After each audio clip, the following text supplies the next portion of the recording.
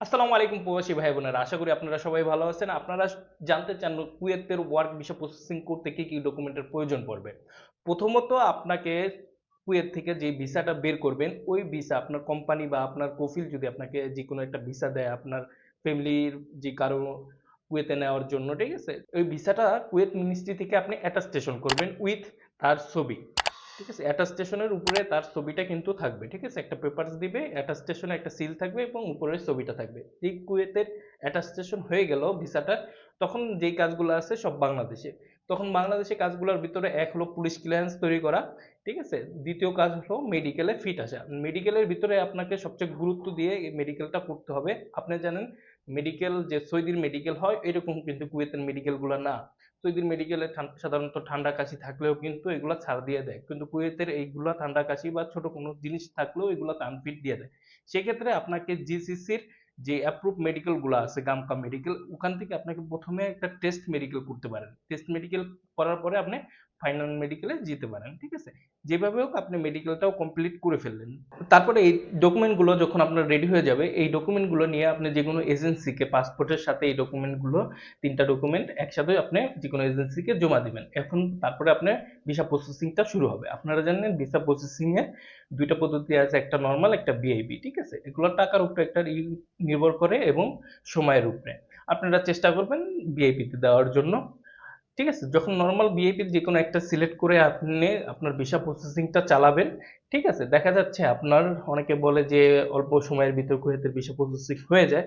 অল্প সময়ও লাগে কিছু, দেখা যাচ্ছে যদি আপনার অনেক সময় বন্ধের কারণেও কিন্তু বেশি সময় লেগে যায়। দেখুন, তারা কিন্তু আপনাকে যদি 8 দিন 10 দিন সময় দেয়, কিন্তু আপনি মনে রাখবেন এই সময়টা কিন্তু ওয়ার্কিং ডে।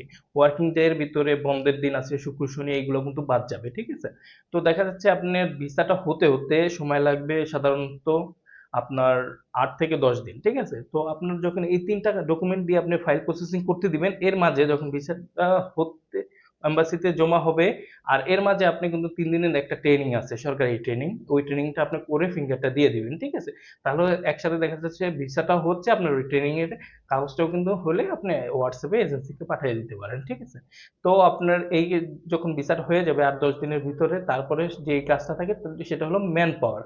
ঠিক আছে, এই ম্যান পাওয়ারটা কিন্তু একটু সময় সাপেক্ষ, একটু মাঝে মধ্যে অনেক বেশি সময় লাগে। যখন দেখা যাচ্ছে এম্বাসিতে ফাইলের অনেক চাপ থাকে তখন একটু বেশি সময় লাগে। ঠিক আছে, তো এই যখন আপনার ম্যান পাওয়ারটা হয়ে যাবে কিছুদিনের ভিতরে, 1 সপ্তাহ হয়তো সর্বোচ্চ, বা 10 দিন লাগে। ম্যান পাওয়ারটা হয়ে গেলেই আপনার সম্পূর্ণ কাজ কমপ্লিট। আশা করি তখন আপনি টিকিট কেটে আপনি কুয়েতে চলে যেতে পারবেন, কোনো সমস্যা নেই। এই সমস্ত ডকুমেন্টগুলো আপনার সাথেই রাখতে হবে, নিয়ে আপনি কুয়েতে চলে যাবেন ইনশাল্লাহ। এটাই ছিল কুয়েতের ভিসার একটা প্রসেসিং এর একটা A to Z একটা রিভিউ। ঠিক আছে, আর আপনারা জানেন কুয়েতের ভিসাটা কিন্তু সিল মারা হয়। ঠিক আছে, আপনি পাসপোর্টে চেক করবেন, দেখবেন একটা সিলও মারা হবে। ঠিক আছে, তো এটাই, এভাবে আপনি কুয়েতের যখন ভিসাটা হয়ে যাবে, ম্যান পাওয়ারটা হয়ে যাবে, কাগজপত্র সবকিছু নিয়ে আপনি যেদিন হবে এর পরের দিন চাইলেও যেতে পারেন। আপনার ইচ্ছার দিন আপনি এয়ার টিকিট কেটে আপনি চলে যেতে পারবেন। ঠিক আছে, আপনারা যারা আমাদের দিয়ে ভিসা প্রসেসিং করাতে চাচ্ছেন বা যে কোনো ইনফরমেশন জানতে চাচ্ছেন, তারা আমার হোয়াটসঅ্যাপ নাম্বারে নক দিবেন, অথবা ইমো আছে কল দিবেন। ইনশাল্লাহ আপনাদের টিম আপনাকে অবশ্যই সাহায্য করবে। ধন্যবাদ ভাই। আর আমাদের অফিস পল্টনে, কুয়েতে যে ফাইলগুলো আমরা রেডি করি পল্টন থেকে। ঠিক আছে, আপনি আমাদের সরাসরি পল্টন অফিসে আসতে পারেন। ধন্যবাদ, আসসালামু আলাইকুম।